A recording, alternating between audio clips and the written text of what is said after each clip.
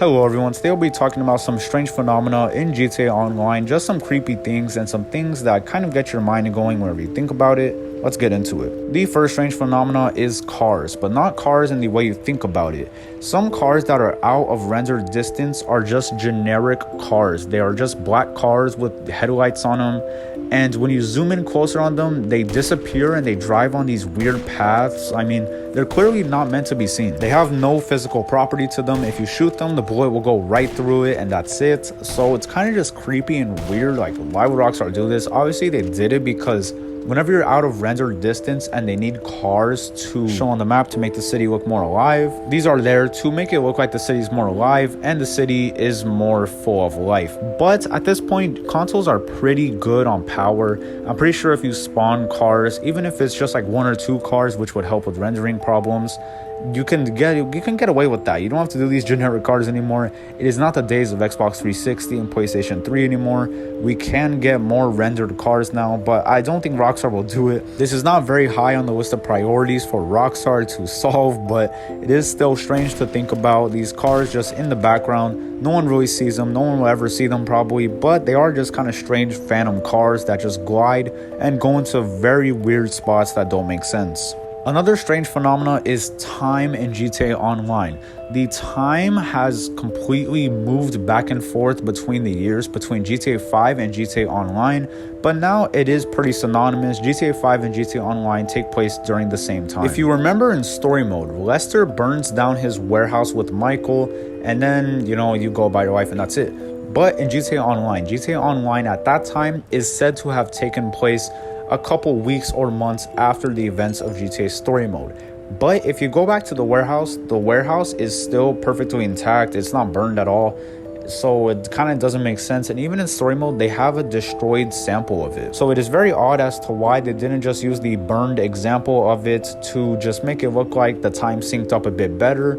But time just gets very muddled and back and forth in terms of GTA Online and GTA 5 because they sync up with each other. Sometimes they don't, but now as of 2023 they are pretty synonymous with each other and time is relatively the same between GTA 5 and GTA Online. But it's just odd in the first place because why would Rockstar even do this? Just make it the same time synonymous as story mode and online at the same time when online released. Like, why do they have to make it take place after the events of story mode? Like, I don't know. They could just be parallel with each other, but Rockstar is a strange company. Very weird. They do some things kind of off the book, and this is definitely another one of those examples. Another strange phenomena is that Lester seemingly has the ability, no matter what situation you are in, to get rid of the cops somehow. I don't know who this guy is. I don't know if he works for the police or something. At any given time, you could be gunning down citizens of Los Santos at any time with burning them with Molotovs or whatever.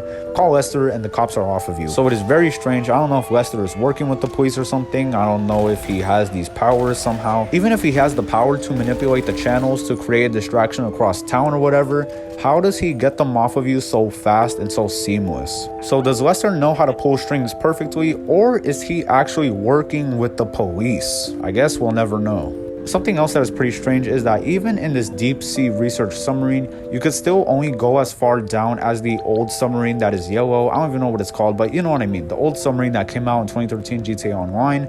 It's very strange how this one has the same depth meter. You can't go any further down than the other one. I think this is strange, but it's pretty easily explainable. All that it is Rockstar is trying to keep us in the map, and no matter what you do, they have to keep you in the map somehow, which for some reason they don't want to let us go down to the sea floor.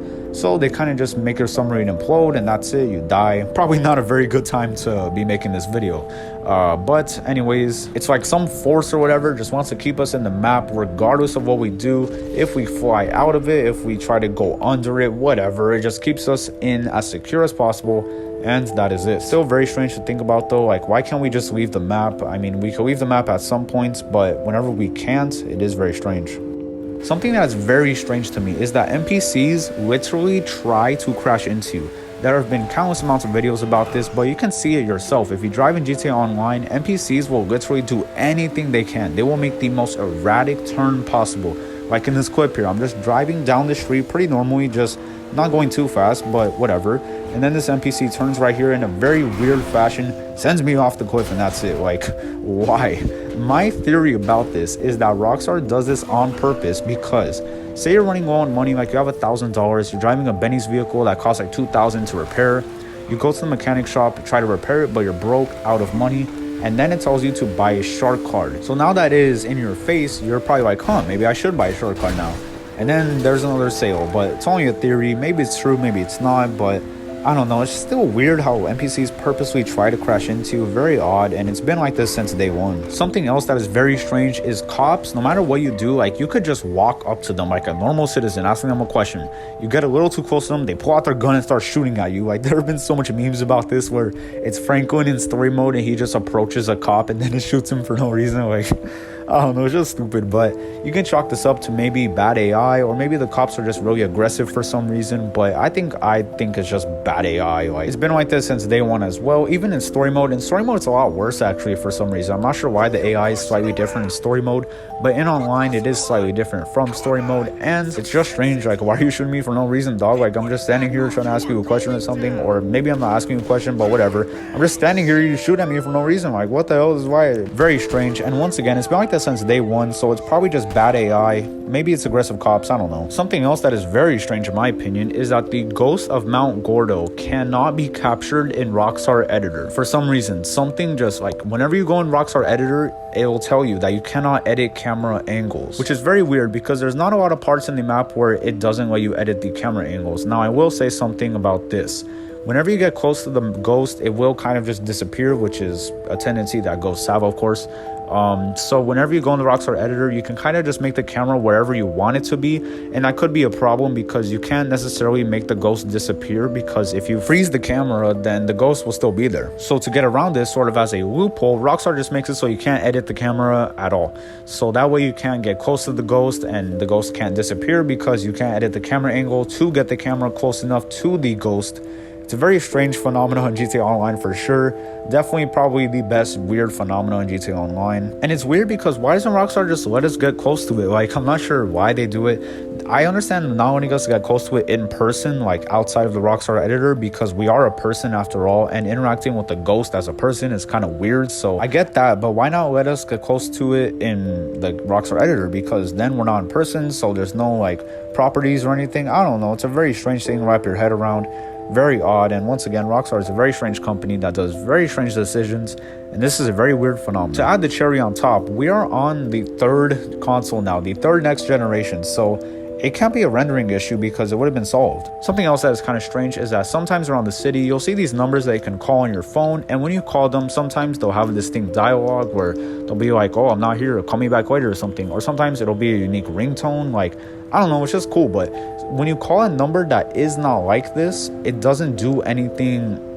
As you can see here, whenever I call them, it says connected. There's a little bit of dialogue, which is pretty cool, and that's it. But why can't they make it like this so whenever you call any random number that isn't maybe a valid number, it still plays this dialogue? Because how would we know? It could be some random person who has this number, and I mean, it's like that in real life. You dial up a random number and there will probably be someone behind it, instead of the line just saying busy like it's a landline or something, like it's a phone. How are you busy with your phone? I like some of these too because as this one says, it says lost cock. You can call and try to, tell them that you found their lost, and then nothing happens. Like, you can't do anything with this, and they could have turned this into something where maybe you found their chicken or something, then you try to return it to them, and maybe they like it, maybe they don't, maybe they give you a reward or something, but we will never know because they never made this in the game. But they made us so we could call these numbers, so it's like a half-hearted attempt at trying to create something immersive, but they fell through on it and they ended up like not doing it. I will say one of these calls are pretty cool. Take a listen.